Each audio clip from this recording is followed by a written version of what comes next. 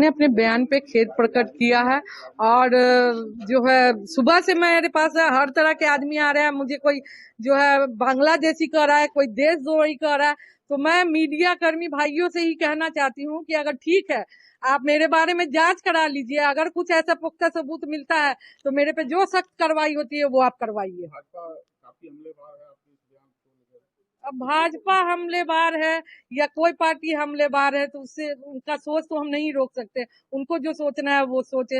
लेकिन मेरी मंशा बस इतनी थी कि दरभंगा शहर में शांतिपूर्ण ढंग से हो, इसी संदर्भ में मैंने ये जो है बोला था। लेकिन अगर किसी की आस्था को ठेस पहुंचा है तो मैं उस पर खेद व्यक्त करती हूँ। धन्यवाद।